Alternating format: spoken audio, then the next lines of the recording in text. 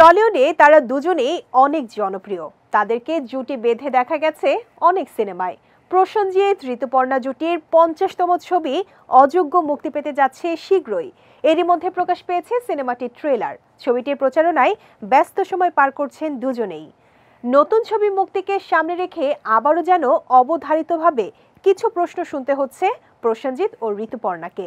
আর সেই প্রশ্নটি হলো, প্রসেনজিৎ ঋতুপর্ণা কি একে অন্যের প্রেমে পড়েছিলেন? জানি না আমি আর জানানোর সুযোগ পাবো কিনা। মাঝে বহু বছর একসঙ্গে কাজ করেননি প্রসেনজিৎ ও ঋতুপর্ণা। টলিউডে কান পাতলেই শোনা যায় ভুল বোঝাবুঝির কারণেই নাকি দূরত্ব এসেছিল দুজনের মধ্যে।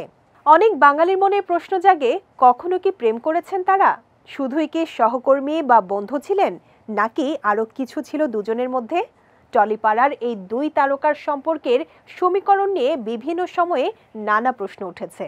ভক্তদের মনে থাকা সেই প্রশ্নকে আরও যেন একটু উস্কে দিলেন প্রসেনজিৎ নিজেই।